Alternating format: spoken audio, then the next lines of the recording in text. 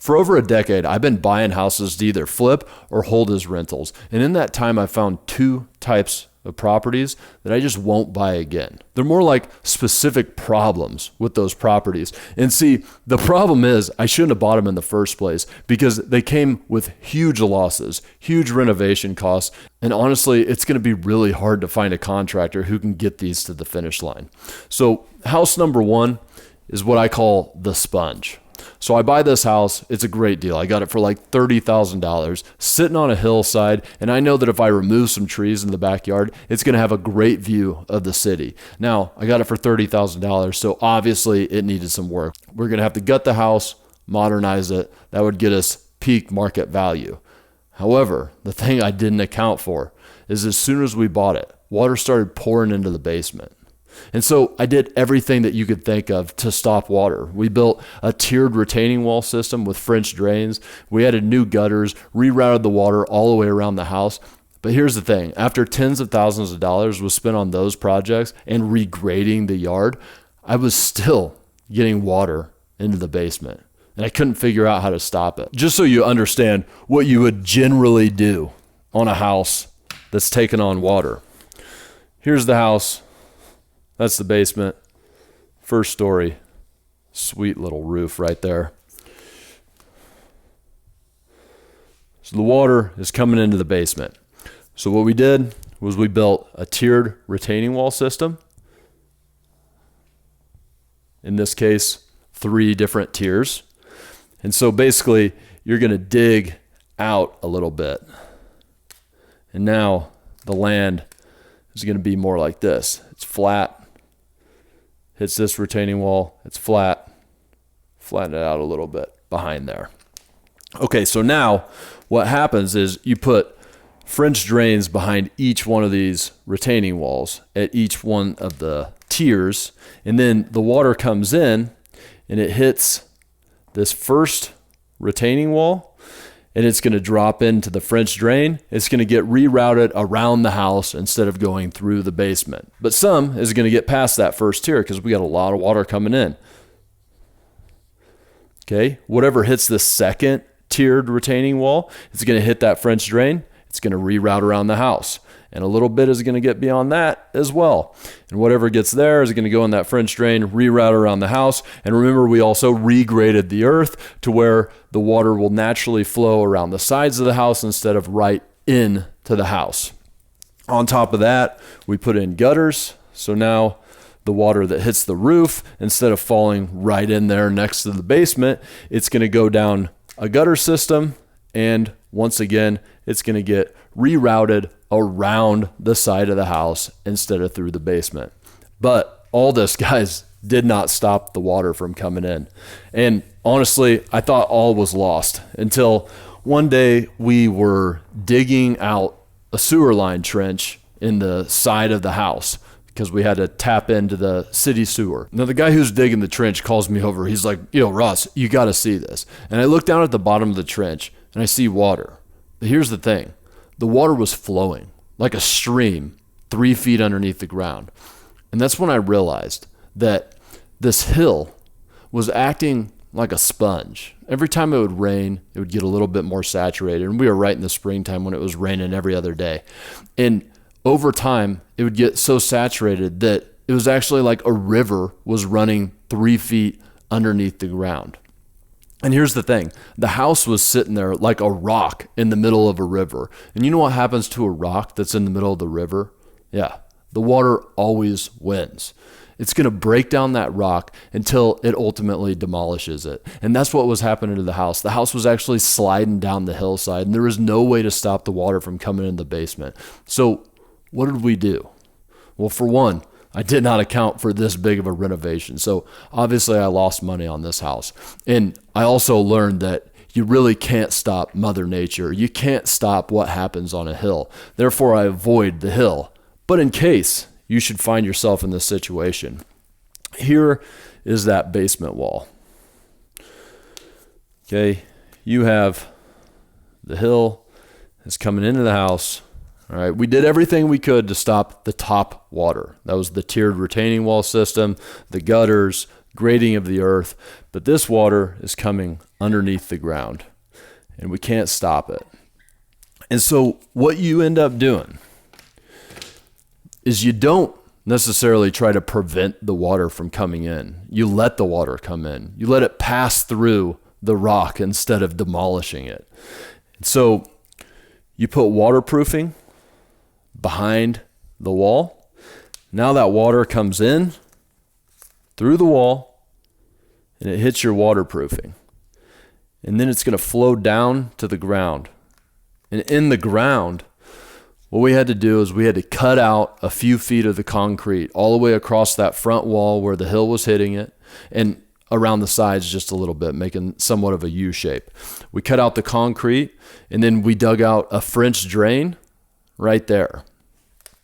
And now the water that came in behind our waterproofing went in to the French drain system, which then was connected to a sump pit and sump pump. So what a sump pump does, or a sump pit, it fills with water because we connected the drain to the sump pit itself. It fills with water. The sump pump then is redirecting the water outside of the house. And that is the proper way to deal with an issue like this. But here's the thing.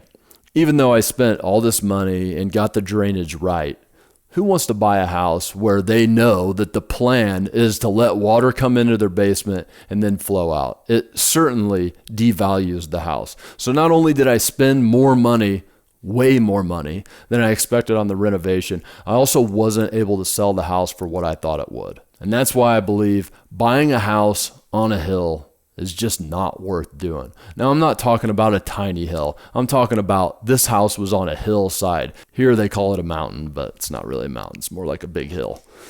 Now, house number 2. This is what I call the professional. Now, this house was going to be a great house. It was in one of the best areas of town. It had 3 stories. It had a basement, it had a main level, and a second story, which was part of the main level. And what we were going to do, because it was more like a walkout basement, so there was a separate door, an entry door into the basement. We were going to separate the basement from the main level and the second story, and then we'd have 2 units. It was going to be a great plan. Not much renovation was needed on the main level. Didn't even need new floors. The kitchen was good to go. Maybe needed a little bit of paint and drywall. Basement, we were going to separate the electrical meters so that way they were metered separately. We could put 2 different tenants in. Anyway, we buy the house, we open up the wall to start messing with the electrical, and what we saw was absolutely terrifying. I mean, there was fire hazard after fire hazard after fire hazard with this electrical. The wrong types of wires were run, the wrong sizes, the wrong amperages were run from the circuit breakers themselves. The connections were sloppy. There were splices made inside of the wall. To top it all off, there was a hot tub, spa tub type of thing in the second story.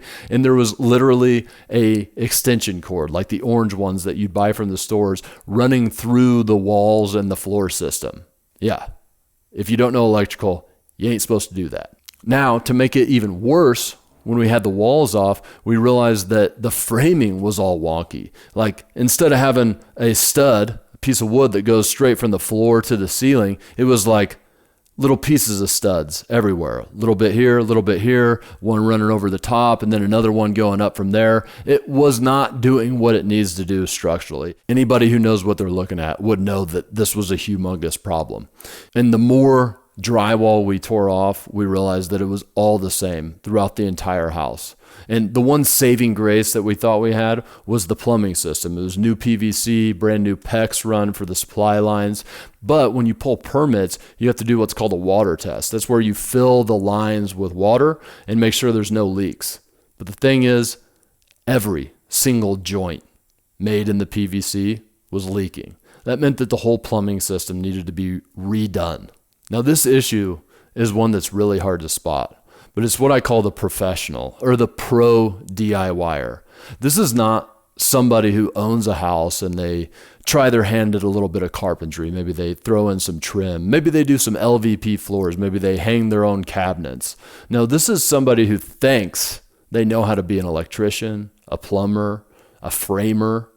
And it's really hard to know when somebody like that has lived in the house before. But just like I ran into on this house, you might open up the walls and the whole structure, the whole electrical system, the whole plumbing system and more is shot. It's completely done. The only thing that we could do on this house was literally tear it all out. We literally had to prop up the house, tear out the framing that was there and reframe. There were decks from old that were built incorrectly in the first place. But then at some point they tried to build walls around it to make it interior living space. And then they ran their own HVAC and they ran their own electrical. They did their own framing and all of it was wrong. The house was literally worth nothing. We basically had to rebuild it from the inside out, a new build the hard way. So listen, if I go into a house to buy it, the first thing I'm looking for, obviously I'm looking for a hill, but the first thing I'm looking for are any signs of a professional DIYer, somebody who thought they knew what the heck they were doing, because you do not know how deep that can of worms goes. And I promise you, the costs are just going to continue to add up. And so I would avoid that completely. Now, I'm not telling you these stories to scare you out of buying houses, because obviously I made this channel because I want to encourage you to buy houses. That's the true path to wealth, to freedom, to financial freedom, something that you can actually control all the way down the line. But things do happen.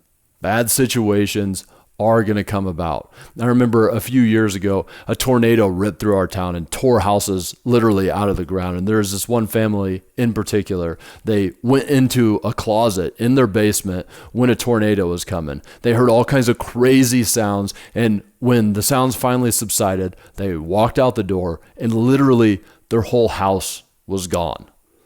But here's the thing, is eventually they were able to rebuild that house. And one of these days, you are going to run into a situation, maybe not like these two houses, but you're going to run into a situation that feels like a storm just hit you and you have absolutely no control. But eventually, you're going to get through it. You're going to get to the other side. And what you'll have when you get there is maybe not as much money, but you'll have a heck of a lot more skills. And skills, guys, are the true strength in this game and any other game, because they can take everything from you. A storm can rip it all away, but you'll be able to rebuild. And that's why I made this channel, is to try to help you learn those skills.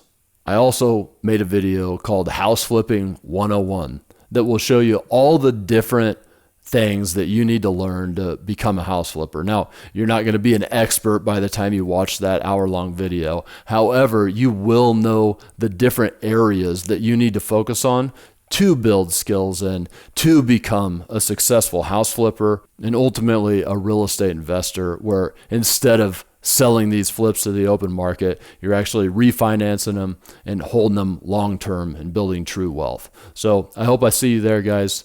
Thanks for hanging out.